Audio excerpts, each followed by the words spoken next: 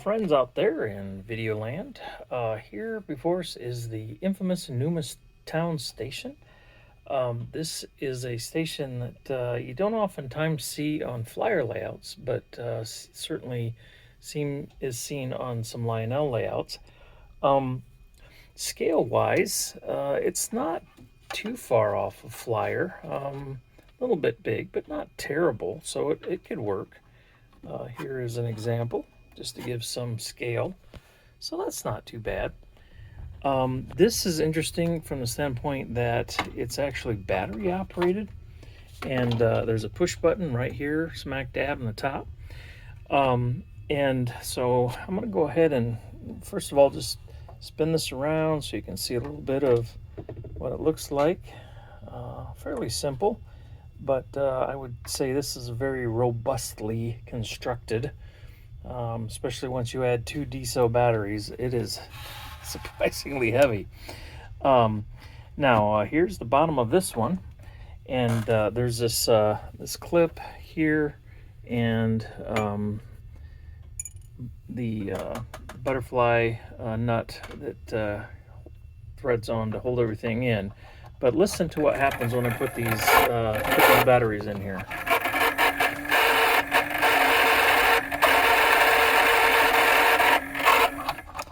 So I hear a motor that's extremely dry. I also don't hear it shutting off.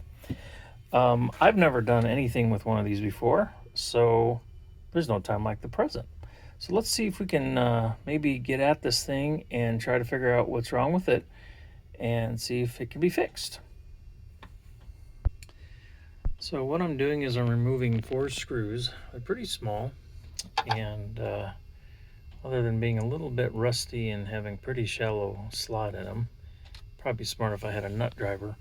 They've been coming out very, very easily, so no problem. But I can't do it one-handed very well, because as you can see, the station kind of slides away from me. But hopefully this will be all there is to holding this motor assembly. Back this out a little bit.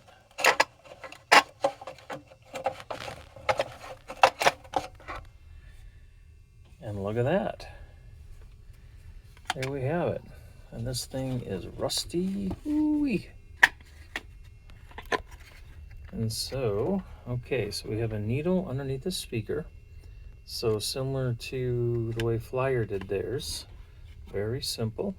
We've got a broken, cracked speaker, which is actually possible to fix those. There's a motor, and I see missing is a belt that goes from the motor to a pulley. So, assuming that has rotted and disappeared, I'm going to see if maybe I can find a rubber band that at least give us the ability to test this and see if it works. Alright, so the next thing I decided to do was to take the motor loose, because I want to go ahead and lubricate that up really good. The primary belt is a pretty loose fit, so it's no issue whatsoever to get that loose, but it also makes me wonder if it'll even work. So anyhow, I also, as you can see, there's scratches on the record. I wonder, did I somehow do that when I was taking it off? I hope not. Ooh, that needle is sharp. Well, I guess we'll find out once we get it operational if that's gonna be an issue or not. And on the Flyer records, they often had a backside that you could flip it over. So that might be an option in this case too, if this front side, because of that scratch, is too messed up. But getting the cart before the horse, I want to get this motor apart, add a little bit of lubrication to it, because as we heard, it is squawking from being so dry. And then put a rubber band on, I found, and see if this will work. So here our motor is taken apart. You can see we've got fields and open frame motor, pretty simple construction. And then we've got pushed in bushings. I'm sure it's the same on the bottom side, although with the pulley on there, it's a little harder to see. And then this is what provides the power to either side of the commutator, which is just up here, a small barrel. So for lubrication, what I'd prefer to do is put a little oil or a little bit of grease in there, but I don't see how I'm going to do that without removing this pulley, and I believe it's a press fit. So if I take it off, is it going to get messed up and then not go on right? So I think I'm just going to go ahead and put a couple drops of oil above it and let that kind of work its way in, and do the same on top, and we'll see what kind of difference that makes. Well, we're back with an update on this Noma town or Noma station repair. There's a couple things that I hadn't quite put together. The box that this station came in is not original, but there was a bag that had some goodies in it that I just kind of didn't pay any attention to. So as I was going through, and I actually needed to buy a piece for this cleanup and repair that I did, I was waiting for that. I thought, hey, let's take a look at some of these other things, and was surprised at what I found. First of all, there was an envelope, and there was 2 additional records, and actually this is the one that was on the unit. I put a different one on, and I haven't even listened to this one yet, so that's something we'll do. There were some extra placards or signs that go in here that I guess you can maybe cut these out and put them on the signs if you want to change the name or change the destination or location. So that's kind of cool. Obviously this is all original paperwork. You can tell by how yellow it is. This would have probably been attached to the base that with instructions on how to pull this tab out so that the batteries would start it, and then also which direction the record player goes.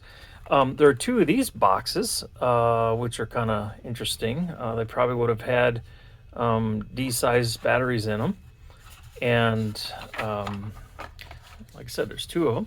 Tells you how to take the screws off and pull the insides out. And then there was this little piece here, warranty, and again shows you which direction to put the batteries in. Not a big deal there.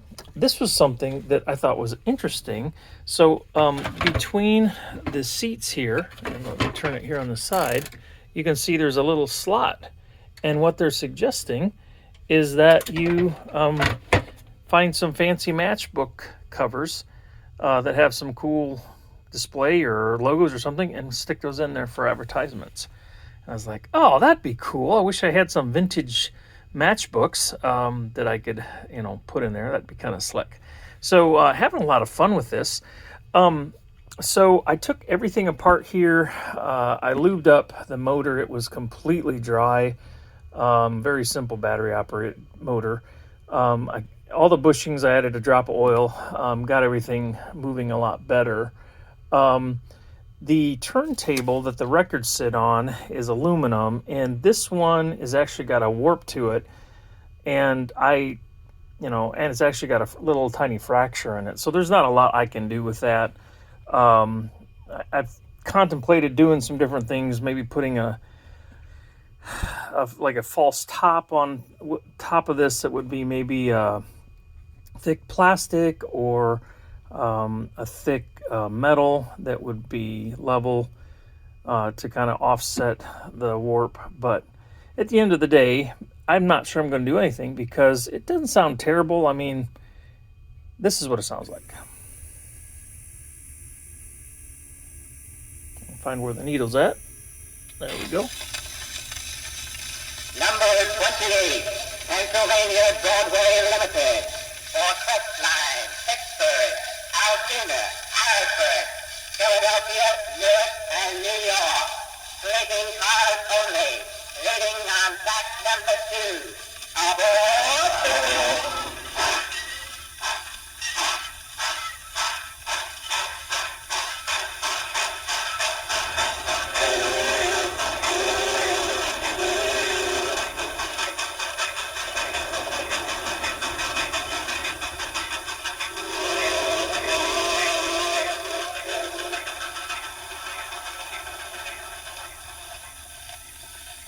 All right, and then this one I need to kind of help it get to the middle, because in the middle is where it shuts off.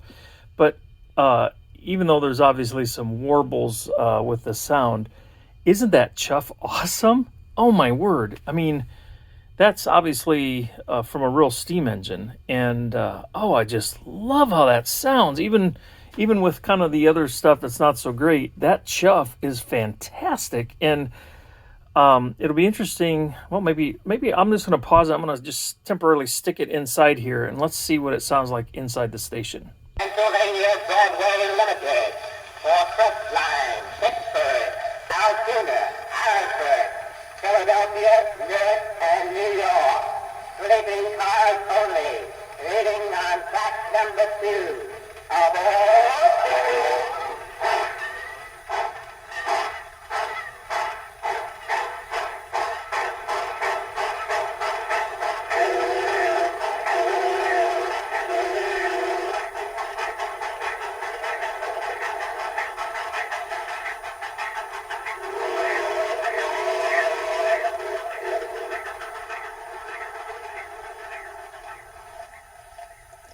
Okay, so now I'm going to pull it back out and put the other record on that we haven't heard yet.